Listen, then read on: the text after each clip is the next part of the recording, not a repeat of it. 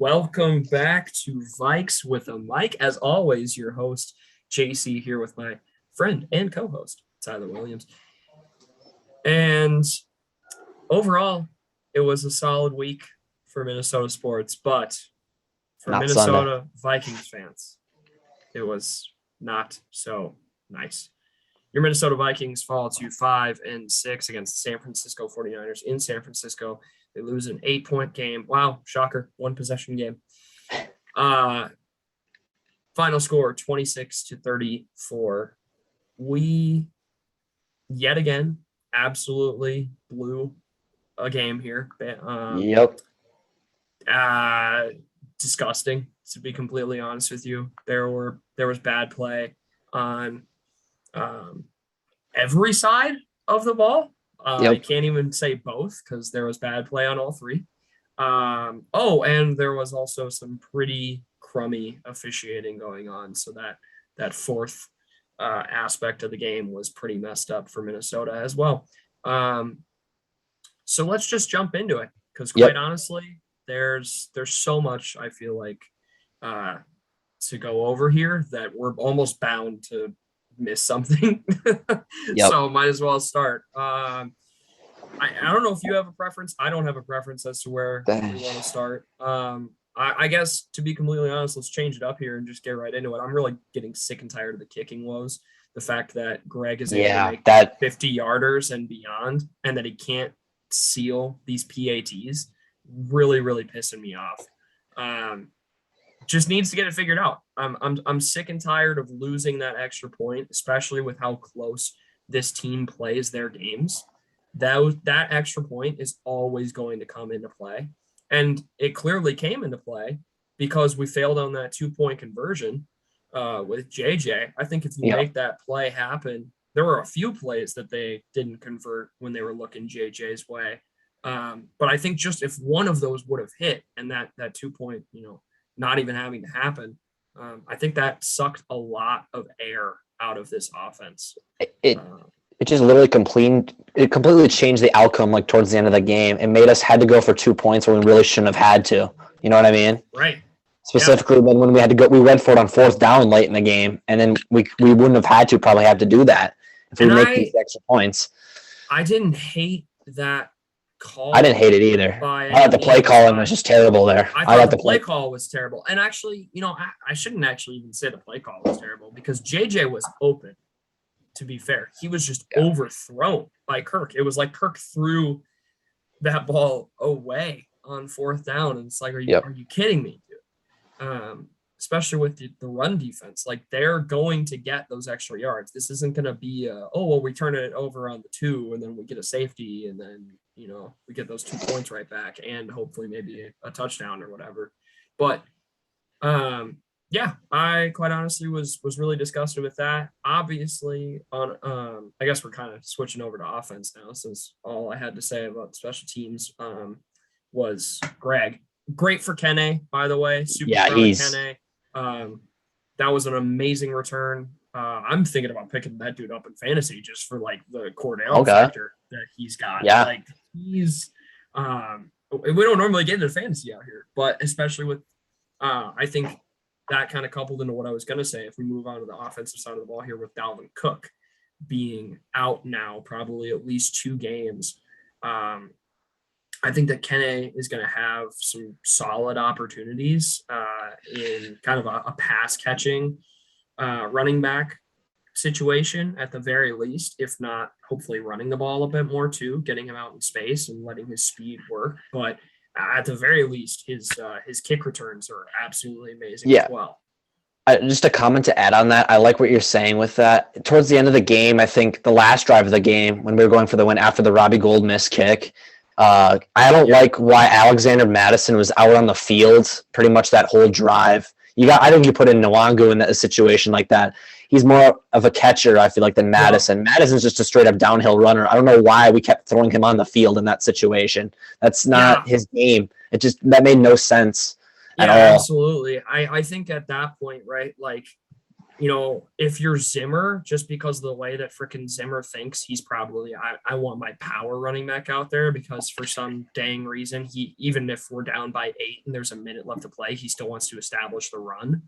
But Yeah. I completely agree with you, right? Like you want to have a Kene Nwangu out there, a guy who can catch the ball in space and then has the shifty factor. He's going to make guys miss. He knows how to do that, and he's the fastest guy in the NFL. Yep. He's got the speed. He's going to blow past everybody if you get him on out there in space or on the outside or whatever it is. So, yeah, definitely something that I'm almost kind of looking forward to. I think that as far as the Dalvin Cook injury goes, it's happening at like a perfect time. You're going to be playing Detroit, then you have the Steelers coming here, and then I believe we play in Chicago. Monday night, yep. So yes, 2 of those are primetime games, which is a little scary for the Vikings. But, yeah. But theoretically, those are 3 opponents that your team should still be able to beat without a Dalvin Cook. So we'll see. I mean, we'll get into it here in however many minutes when we kind of are done with the 49ers and start talking about the Lions. But I don't know. I feel like there could be a bit of a stinker coming up for the Vikes here. Oh, yeah. A bit of a trap game type deal. Yep. But I could also see them absolutely running over the Lions and coming out of here and basically saying, like, yeah, let's give our star running back all the rest he needs. Let's show him that we can still win games without him, so he doesn't feel like he needs to come back and, injure himself more. Because if this team is going to make any sort of playoff run, then they're going to need him. That's for sure. Yep. And I would much rather see him healthy in the playoffs than fighting for his life out there in the regular season. So, yeah, that I obviously I have a ton more thoughts on the offense, but I want to kind of pass it off to you if you have anything that you want to talk about here real quick or bring up as far as the offensive side of the ball goes. Kirk Cousins was not on his game for me. No, he was not. He was sailing so many balls. That interception, that interception was probably one of the worst Kirk Cousins plays that I've ever seen. And the fact that his argument, or not even argument, the fact of what he said after the game to Zimmer when he asked him about it was that I just didn't see that guy. That, you know how disgusting that is to have your quarterback say, "Oh, sorry, coach, I just didn't see that guy." Yeah. What I was just gonna say was he tried to squeeze the ball in a really tight spot that just wasn't there, and like you said, he didn't see the guy, so it was it was just a bad read. I didn't like that play call either. Like all the receivers were running short routes on that play. Nothing was properly executed on that play. I mean, it is Kirk's fault, but in the end, that play call was horrendous. He wasn't on his game. We couldn't establish the run really either, and that didn't help him at all. I thought Adam Thielen looked phenomenal again. I mean, that dude just goes out here and plays. I mean, he's so good. I mean, JJ's been getting the shine, but this shows that Adam Thielen is still here, people. Like, this guy is a legitimate receiver in this league.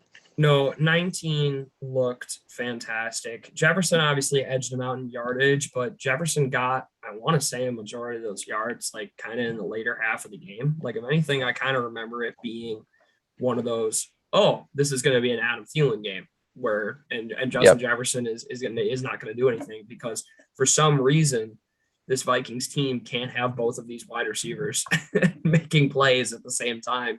Obviously, the play calls got to JJ kind of towards the end there, especially on that last drive. I know I remember him making a really fantastic bobbled catch.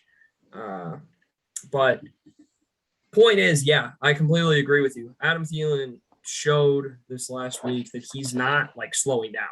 And I think it's hilarious that there were people that were even talking about that. I know you and I from the get-go have been talking about how, no, if you watch the tape, he's not slowing down in any way, shape, or form. He's still arguably the best route runner in this league. He's still getting open. It's just Kirk was finding Jefferson quicker. Or the read was to Jefferson where Thielen was on the outside or something like that. So, definitely great to see him making plays. Uh, I love the CJ Ham catches. Anytime you could get him involved in the passing Yep. game, it's Right. great. I definitely dig that kind of stuff. I loved the play, even though I think some people might have hated it because it looked maybe a little scary at first. I loved the JJ play where he threw to the Oh outside yeah. and then threw back. And then for that long pass down the field, I really enjoyed it. I really enjoyed that like cross screenplay. It was great.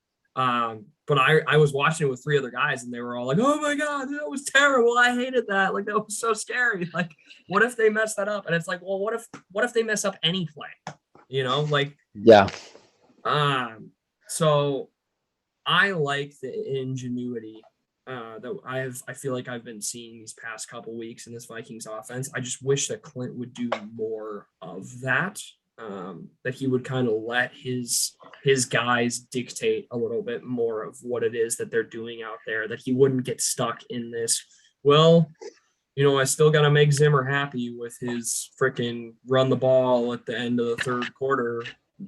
Yeah. Tight game. It's like, yeah, it's one thing to control the time of possession, but you also already lost a pretty great lead. Like you need to step down on their throats here and remind them that you came in here and you were dominating them for a little bit. So just tough. For me with Clint, just one more regarding in that regard, like it comes down to the third and short, all the like second and short, third and short situations where we get basic. And Yes. it's just like an inside zone handoff or just a run up the middle with Madison or Cook. And it's just predictable. It's so predictable. And it's always those decisions, though, are the ones that you just know when it's coming, and we don't actually get creative. Yeah. And that's what annoys me because that's been there this whole season. And I don't think it's even changed even when we did win 2 games in a row, which is frustrating. He got super, super lucky on like a 3rd and 6. I think I remember him calling a just straight up Madden draw play. And I called it from the lineup. And I was shocked with how well they were defending the run that we got the 7 yards on the play. But it was like, that's gross on 3rd and 6. I don't care if you think that running the ball there is a tendency breaker. You have Kirk Cousins. You need to show your line that you believe in their pass blocking skills. Like give them some confidence. Right. Your run game is not going to help you nearly as much as establishing that confidence again for your pass blockers and then also for your wide receivers. It's not going to help you in the long run nearly as much, in my opinion, in a game like this that it turned out being. And obviously, I was right. That's why they came out on the short side here. So, yeah, very sad, very, very sad. The other thing that I'll say about Kirk Cousins, what the heck was happening on that 4th down play before they called the timeout? Dude, I don't know if like the crowd noise just affected everything because obviously the wide receivers had no idea what was going on. They didn't know what the play was. He had to like go tell them what they were trying to do. I don't know what. Go tell them the play. Either that or he was actually doing an audible for once, which may be the case, quite honestly. Because I wouldn't be shocked if it was that because he never does it, and that almost makes more sense as to why he then lined up under his right guard. Because it was probably so weird for him, like, oh my god, I'm changing the play. This is insane. Yeah. And then he almost makes a direct snap to Alexander Madison happen. And at first I thought, oh, they're doing some tomfoolery here. Like they're gonna try and make the defense think that the ball is somewhere else, and they're gonna direct snap it to Alexander Madison. But then Alexander Madison went up to Kirk, and he was like, "Dude, you're under the wrong guy," and like. It was just, I not a fan.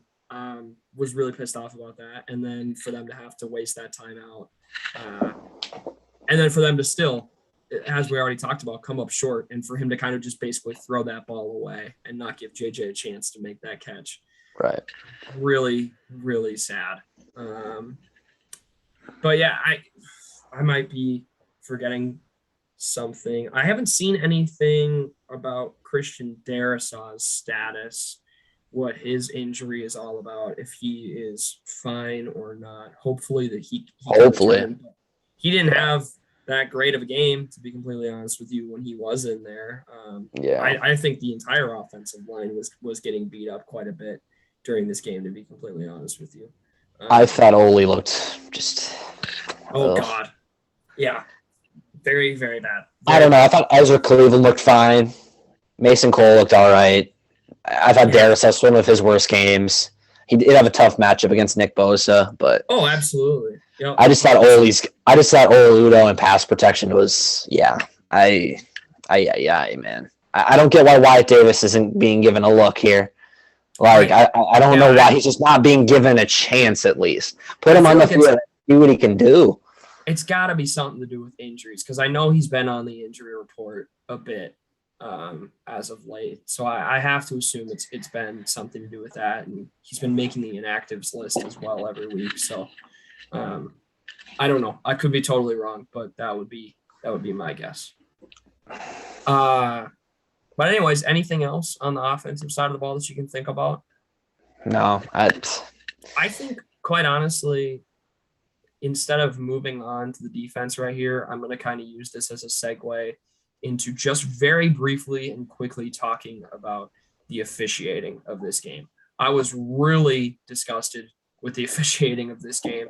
And I'm going to try and tone it down a little bit and not get too heated on the subject, because in the end, the team lost this game, right? Like there were plenty of opportunities for the Vikings to make enough plays for them to win this game, and they didn't. Is it absolutely disgusting, the amount of holding calls that were missed, specifically the three like blatant ones on the first San Francisco touchdown, just literally hugging our defensive line, basically across the entire line. And then the huge defensive pass interference at the end of the game that isn't called, that would have kept the drive alive and potentially gets you into the end zone to force a tie, maybe some overtime action, or God knows what happens. You know, I definitely don't trust Jimmy Garoppolo to go down and lead a game-winning drive. So probably overtime. So yeah, pretty gross. And it's not the first time that the Vikings have been screwed, but it's also not the first time, not even close to the first time, that the league and their officials have been dominating games around the league. It seems to be happening every week, and it's not just one team. It's multiple games throughout the week, every week. It's worse than it's ever been, in my opinion. And it's seriously getting to a point where if I notice it, I almost stop watching the game. Perfect example being Thanksgiving with Dallas and Las Vegas. That was terrible. Normally, I would be all over that, right? As a big Vegas guy, as a big Raiders fan, I'd be all over that game, especially with all those flags just completely ruined it. Well, right. I feel terrible now because it's like they almost gift wrapped that game for Vegas. It was disgusting. And I mean, granted, there were flags on both sides, but like just terrible. Obviously, I'll give you my give you your chance to talk about whatever it is that you're feeling as far as I thought that Adam Thielen no catch was absolutely that was terrible too. How did I forget that? Adam Thielen literally I caught the ball. There's no way Adam Thielen's gonna lie about that. I mean, that's Adam Thielen. Like normally with wide receivers, they'll kind of look like you can almost tell when they know when they're lying. It was like for him, it was immediate. He knew. I'm sorry. I'll let you finish. I apologize. There was just no angle where he did not catch the ball. His hands were under it. From what they showed us, that's a catch all day of the week. When I first saw it, I'm like, oh my God, that's a catch. He caught the ball. And then no evidence. Like, what do you mean no evidence? You clearly saw on the videotape that he literally caught the ball. I don't know. And then the fact that they can't admit it afterwards, it's just like on Twitter, I'm seeing NFL officiating tweeting, we can't admit this. We can't admit this. And then they show the Green Bay one where the ball's glad you brought it up. On the ground. I'm glad you brought that up. Yep. So anybody who genuinely believes that there is not some sort of bias, or the lack of bias, whatever you want to call it, for the Green Bay Packers, and then even in games that don't involve the Packers against the Vikings, look at that catch from Adam Thielen. And yes, I'm calling it a catch. Absolutely. Go back, look at that catch and how they ruled that incomplete, and then go to the play that was overturned in the Green Bay LA game. And Devontae's ball like fully touches the ground, like scrapes along the field. You can see it. Whereas in no angle of the Thielen catch can you truly see the ball touch the ground, make any sort of contact with the ground, and make it move in any way, shape, or form. So absolutely disgusting. But yeah, you know what? I'm honestly, I'm going to leave it at that. I felt that we needed to bring it up. We needed to touch on it. But again, there were enough plays for the Vikings to still win this game. So as much as I am fed up with the officiating, I'm fed up more so as a football fan, as an NFL fan, than as a Vikings fan. Because at this point, it's normal. We're used to it. It's just league round, though. This officiating. It is league round. It is league round. It has to be said. But that's what's gross. Is right. It kind of perpetuates this whole idea of like, is the NFL, is it fixed? Are certain aspects of it fixed? You know, like is there something to that? So, anyways, we'll leave that up for you to decide if you're listening to this. But with that, let's move on. I think to the defense, because we talked about the holding calls that the offense for the 49ers was getting away with. I still was not impressed by the defensive performance whatsoever. No. There's so many wide open wide receivers at times. Obviously, great pick by Harrison Smith, but that's really about it. Like that's the only thing that I can think of that I'm like super proud of. James Lynch actually looked really good. Again, he had some great run stops on first and second down a couple times, but third down defense absolutely atrocious. They ran through us like a hot knife through butter. Just disgusting. I'm surprised that they ever threw the ball again, quite honestly, in the second half. They could have ran it probably for 300 yards alone in the second half. That's how bad it was. I thought Breeland looked horrendous. They kept picking on him specifically late in the game. Yeah, they just when they were throwing late in the game, it was literally at Breeland every single time. It was nowhere near Peterson, and it was just embarrassing to watch. Us, like Mike Zimmer, I get we're missing a ton of players on defense, but you're supposed to be some sort of defensive guru, and us giving up 30. What did we give up? We gave up 34 points through 3 quarters. Through 3 quarters. We didn't give up anything in the fourth. 34 through 3 quarters. That can't happen against a Jimmy Garoppolo-led offense. I don't care that they ran the ball down our throat. You have to be able to contain that. They're a run-first football team. You know that. You knew that going into this game. Like, what's your excuse? Yet again, another 7 points given up in the last 2 minutes of the first half. I think it's like 54 now total on the year or something like that. Yeah. It might even be in the 60s. 20 alone in the third coming out of the half when you should be making adjustments. Like you just saw what they're going to be doing now against you on that last drive, and you still can't adjust to it. I completely agree with your point. Absolutely disgusting, but it is like this thing of, well, how much can you fault? You know, with the whole deal with Everson Griffin happening, and then obviously not having Danielle Hunter anymore, not having Dalvin Tomlinson, not having Michael Pierce.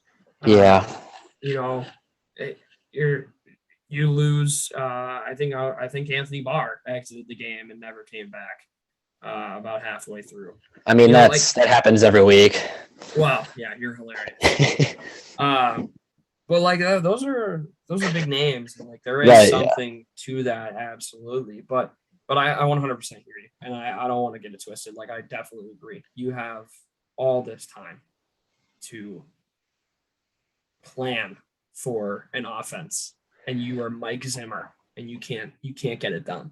You fall apart consistently this year. It's sad. I want to talk about Deebo Samuel because I absolutely love Deebo Samuel. I think he's a freaking phenomenal football player. But it's like watching this game, it's like the Vikings didn't even know they didn't even know what was to come. That the 49ers were actually going to put him in the backfield. We were like no idea what was hitting us. Like, did we not watch the tape of the San Francisco team this season? They've been putting him in the backfield multiple times. If you've watched the Niners play this year, you've seen that. They've done that look multiple times where they put him in the backfield this year and motioned him out. Like, it just makes no sense. Like, we just weren't ready for it. Like, I don't know. No, I would never, ever, and I never will wish for injuries, but the Vikings as a team got lucky that Deebo didn't play the last quarter and a half or whatever it was. Yeah. Because I'm telling you, man, he would have set like some sort of record against this defense. Absolutely. There's no doubt in my mind. So 100% agree. 100% agree. For me, it's just frustrating because I know this team. I think we're a better football team than the 49ers, and we didn't win the game. But I don't know. It just sucks looking back on those kind of games on the schedule because this has happened multiple times this year. We have 6 losses and they're all close, and they're against teams that we should beat the majority of the time, and it's just frustrating, as a fan. So absolutely. Well, with that concludes our San Francisco 49ers breakdown. So hopefully moving on from the bad, and yet again we gotta scratch and fight and claw, puns intended, towards 500 at 6-6. We have the Lions coming up here. We're going to Detroit, obviously, after beating them with a last-second field goal.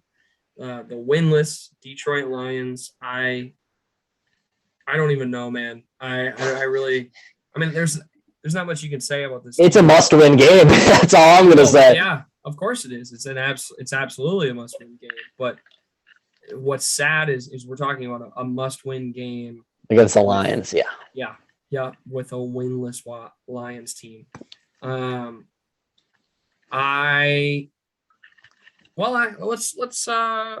Let's defer to you here. What do you think is the biggest key to this game, Tyler? Probably the defense not giving up 30-plus points because we've done it in 3 of the last 4 games, which is absolutely frustrating to me. You cannot let Jared Goff get comfortable at all in the pocket. You have to contain their receiving core, which is pretty depleted at the moment. DeAndre Swift also banged up coming into this game. This defense has to show up because if they don't, they're going to get torched against Detroit. You can't take Detroit lightly, and it's something that, yes, they haven't won a game, but they're still an NFL team. They can still probably put up points if you're just not playing defense at all, like the Vikings have in 3 of the last 4 games, in my opinion. So I think it comes down to the defense. You got to get pressure somehow. DJ Wanham needs to step up. Yeah, I think our corners need to step up too. Breeland has to play a lot better than what he's been putting on the field since I think his only good game was against the Chargers, really. So I think it's the defense. I think Kirk Cousins has really good numbers in Detroit, so I'm not so worried about the offense. I'm worried about the defense not giving up 30-plus and us losing a shootout to Detroit somehow, like 31-30 or something. I like that you're confident in the offense because I think it's hilarious. No, normally as a podcast, it's like you want to have different things to say, but I'd be honest if I ever felt like, yeah, you're dead on. That's the key to the game. And while I don't disagree with you, I definitely think that like the defense is going to have a tough time. You got Patrick Peterson. His status is, up in the air as far as COVID goes with this game. So Rashad might end up being your number 1 corner. Yikes. But I will say that I'm for some reason not as worried about the defense. I'm worried about Kirk. I'm worried about this offense. And I know that like doesn't make sense. It's weird because this offense should be just fine. But the whole deal with the Dalvin stuff and, not knowing exactly what's going on with Christian Darrisaw as far as whether he's going to be able to play, how that, could potentially greatly affect the outcome of this game as far as how this offense performs and all that stuff. I worry a lot about the efficiency that this offense is going to have, and coming off the stinker that Kirk had, he needs a rebound game, and I don't know if he's going to be able to get out of his head for this game. I can just see this defense, with them having nothing to lose, it just being a huge trap game for the offense, and them losing a big leader in Dalvin Cook. I think it can't be overstated. Right. It's weird because I could definitely also see like Thielen and JJ just having a day and eating on this Detroit defense, and Kirk going off and like putting up numbers that put him in an MVP conversation or something. But I could also see him just absolutely crapping the bed. So I think in the end, it's like, what type of Kirk Cousins are we going to see? That is going to be the key to this game for me. Can he step up and fill the leadership role? Can we see fricked off Kirk in this game? That leader that you and I are constantly begging to see out of him. Can we see that? So with that, I'm going to say that by the time we're talking here next Tuesday, your Minnesota Vikings will be 5-7. Oh God! And will have lost by 2 points to the Lions. No, you're making the pain even worse. I think it's going to be I'm going to give you a really weird one here. It's going to be 16-14. Ew. There's going to be barely any offense whatsoever. I think that it's just going to be an absolute crap game on both sides, and it's literally all going to come down to a safety for the Lions on Kirk Cousins. I think that is how this is a really wild prediction that just like makes my head hurt, because this game, if I had to watch this game like that you just explained, my head would literally hurt for a week, and I probably wouldn't be able to pass this Vikings football for I don't know how long. Yep. So I don't know. You know what? I'm gonna be a little more positive. I got the Vikings getting a dub this next week. I haven't picked the Vikings I think in 5 weeks, so I think it's time. I gotta get back on the track with the dub for the Vikes. I got 34-17, our first double-digit win since Seattle in week 3, I believe. So I got 34-17. I don't know. I think our defense is gonna start off kind of slow. We're gonna be losing early, but Kirk's just going to be throwing lasers in the second half. We're going to make some adjustments, and the defense is going to stop Detroit. Jared Goff's going to stink the bed, and we'll pull away and win 34-17. I am praying to our Heavenly Father that you are correct, Tyler. I want nothing more than for us to smack Detroit and show the nation what team they are, and for us to finally win a game. Handedly. And it feels so bad because it's like either could happen. And by either, I mean like 3 options. It could either be another close game, like every game. We could get blown out and just be completely unprepared, or we could blow out Detroit. And like, oh, duh, of course, like those are the only options. But it's like, no, with this team, anything is possible. It feels like any sort of disappointment. So just wouldn't be shocked either way. But with that said, that I believe concludes our Vikings talk today. So we'll go ahead and hand the mic over to you, Tyler, if you take us around the NFL. Give us a couple games that I need to know about. All right, well, let's start with Thanksgiving Thursday. Happy late Thanksgiving, everybody. Yeah, happy belated Thanksgiving. We'll start with your second favorite team, actually, because, I mean, this was basically the penalty bowl, as people shall call it, the penalty bowl, but it was kind of a thriller if you kind of try to disregard the penalties. The Las Vegas Raiders upset the Dallas Cowboys, And I was happy with this outcome. I don't like seeing the Cowboys win. I don't like the Cowboys after we lost to them in that game. So I'm happy the Raiders got the dub. I was cheering for the Raiders. Derek Carr bounced back, 373 yards and a score. Good for you, Derek. I'm happy for you. Now it's time for you to get that team to the playoffs. Josh Jacobs. This is what happens, Raiders, when you give the ball to Josh Jacobs. 22 carries, 87 yards, and a score. That's a productive day. Give this man 20-plus carries a game. That's what you got to do, Raiders. And then how about Deshaun Jackson for you? That huge play freaking starts the game off, 56 yards. I mean, this isn't Deshaun Jackson 2013 in Philly anymore. This is like that was crazy. It's good to see him get on the board there. Yeah, I don't know. Dak had 375 yards. I didn't think he looked great early in this game, and then he kind of turned it on, but I don't know. There wasn't a lot of defense played in this game. Let's be real. He didn't really have a lot of guys to throw to with CeeDee Lamb and Amari both out. So I don't know. I got to give him his props because he kept his team in the game because his defense really wasn't there. But this is a big win for the Las Vegas Raiders. To summarize this game, it's a big win for the Raiders. They needed this one, and they got it. Could not agree more. I'm so happy for the Raiders, even if it was at times rough, to say the least. Right. You know, a little worrisome that they could only win taking a Dallas team that didn't have quite a few players into overtime. Yeah, a little worrisome, but you need those confidence builders. And Darren Waller was knocked out of this game. Right. So that was a pretty big blow for them as well. So yeah, it obviously made my Thanksgiving day a lot better to see my Raiders get a dub. That was pretty sweet. Yeah, definitely. All right, let's go out to the jungle, baby, for an AFC North battle where the Cincinnati Bengals, baby, sweep of the Pittsburgh Steelers. What a game. This was the best game the Bengals played all year. This was a complete dominant effort. The defense played phenomenal.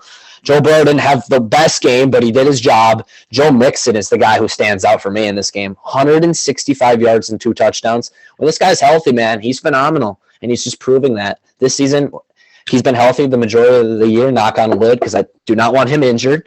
Yeah. Because this Bengals team needs to make the playoffs, but it's crazy what he's doing. T. Higgins, wow, 114 yards. Jamar Chase didn't really have a big game, but T. Higgins showed that he's still there. He can make plays. This is just another game. I got to give props to the Bengals, but the Steelers, man. This just shows that the Steelers, the time is done with Ben Roethlisberger. It's over. It's got to end. It's just, I'm sorry, bad. Yeah. So bad, dude. He looked terrible. And that's putting it lightly for Steelers fans. That you all probably have to agree with me here. You look terrible. Oh, absolutely. Yeah, I don't really know. Rough. And the one nice thing that they have is like they still have young skill players. Right. Najee Harris is going to be huge for them. I can still see Chase Claypool, being something big for them. Freiermuth's pretty good too for a tight end. Freiermuth is awesome. He's a really good player. Yeah, he's very solid, and Juju wanted to stay, so we got some TikTok boys, but it's all right. Hey, they're still they are what they are. So you get a somewhat high draft pick, and you invest in a quarterback. This is really. Oh, I was about to. Calm myself there. This is a really bad year for quarterbacks coming out of the NCAA. Absolutely. But I don't know. I think there's some things you could do, whether it's free agency or whatever. I think that you have options here. So I'll be shocked if they somehow, for some reason, decide to have Big Ben back again. Yeah, they need to invest in a quarterback badly. All right. Well, I guess we're going to have to talk about the Green Bay Packers because they did play the freaking LA Rams this week. I mean, this game. Hey, okay. Before you get started on this, I have to say this is hilarious to me. The LA Rams have lost all 3 games since they traded for OBJ, and they tweeted out that we're all in GIF They are 0-3 since that. And I'm as much as I love Matt Stafford, and as much as I hated watching Green Bay win, I think that's absolutely hilarious to me. So I'm sorry, I had to say that before you started. Oh yeah, no, I think this game wasn't as close as it actually was. To be honest with you, I thought the Packers just dominated this game. If I'm being real, Matt Stafford had 300 yards and 3 touchdowns with 1 INT, but I really didn't think he was that great. I wasn't impressed with their offense. I mean, they put up 28, but 11 in the fourth, which, I mean, the game was kind of over at that point. Aaron Rodgers just doing his thing. I mean, he didn't turn the ball over, which he does a lot. So, I mean, yeah. I mean, A.J. Dillon had it's only 69 yards, nice, but he did his job. 20 carries. I mean, the biggest thing for me as far as this game went was I was really not impressed with LA and the way that they did not seem to take advantage of the Rodgers toe situation. Like, how do you not just okay? I should say I do know football, so I understand that blitzing Rodgers can be a very bad move. But with the fact that Rodgers was already hurting, that he wasn't apparently as mobile as he normally is, at least that's what reports were, I'm really shocked that they didn't start this game out, at least from what I saw. And to be fair, I didn't watch the entire thing, but from what I saw, they didn't make a huge deal out of like rushing him and getting him on the ground early, and kind of getting him in that fake pressure mode that a lot of quarterbacks can get into, where they start to feel pressure that isn't there. A phantom pressure. That's the word I was looking for. Yeah. So, I don't know. I get it. Rodgers is Rodgers, but I was very shocked by that. That was probably the biggest thing for me. Just one last thing. I thought the Odell Beckham Jr. touchdown was hilarious at the end when he scored, and then he didn't celebrate because they were getting blown out, and he just didn't know what to do because Odell just hasn't gotten the end zone in so long. He literally just got in the end zone. He just last year. Yeah, he didn't know what to do. The game was over. He didn't know how to celebrate. He's like, "Wow, I haven't been here in a while." I thought that was pretty funny at the end of the game. The game was pretty much over when he got the touchdown. So, yeah. Oh, amazing. Yeah, just rough. Absolutely rough. All right. And then the last game I want to talk about, the Sunday night stinker, as I shall say. This game was very boring, but I have to talk about it because it involved a lot of playoffs with the Browns in the AFC North. And it was kind of funny how the Ravens win this game 16-10, but Lamar Jackson threw 4 interceptions. 4 interceptions, 3 in the second quarter alone. Yeah, bad. This game was tough to watch, and I watched it. It was just really bad. I had hopes for this game going into it. It just wasn't a fun game to watch. But I had to bring up Lamar Jackson throwing 4 interceptions, Baker Mayfield selling yet another game. I mean, he just does not look good. Baker Mayfield. I thought that this game was going to be great. So did I. That's what I. Chubb. I know that you just said it, but I just want to explain. I with Chubb being back, and this cancer apparently that was OBJ being gone, and Kareem Hunt was back too for the right. Yeah. I felt like Baker wasn't going to have to do nearly as much as he sometimes feels like he has to, it seems. And that's where they get into a lot of issues. I was really feeling that this game was going to be good. And then obviously I don't think I have to really explain why I felt like the Baltimore Ravens were going to be good. But yeah, I just had to say that because you call this the Sunday night stinker, but I was genuinely so excited to watch this game. I was too. Yeah. And it got to halftime, and I was like, "All right, Dad, I'm gonna go back home. I'm okay with missing this." And I don't blame you at all because it was just not. I don't know. The thing with Baker Mayfield, I just wanted to add on. Just the last thing I just say. Him criticizing the fans last week. This is not a good look on him at all. If I'm being honest, him just absolutely doing nothing this week. Just having another terrible game like he did against the Lions at home the week before. That's not the way to show up the fans, dude, where you don't come out and play the next week. Come on, man. Baker, I expect more from you at a number 1 pick, man. You're a number 1 pick for a reason. Come on. I'm just disappointed in Mayfield. He somehow beat the Vikings and still had a horrible game, which is depressing to even think about. So exactly. Disgusting that we allowed them to come in here and with that team beat us. Just sad. Yep. Anyways, well, that wraps it up, I think, right? That's the 4 games. Wow. What a freaking week around the NFL, huh? Right. Yeah. As always, any freaking given Sunday. It's what we say. Yep. Well, we will be back next week, as always, with another episode of Vikes with the Mic on Tuesday. Yes, that's right, people. This one was finally published. I promise, and it happened. Came close there for a second. Thought we almost screwed up the schedule, but right. Right. But we will be back for an episode next Tuesday. Hopefully happy. Hopefully back to 500. I'm not so sure, but hey, Tyler is, and it's the first time he's sure in like 5 weeks, so that's good. Yeah. Right.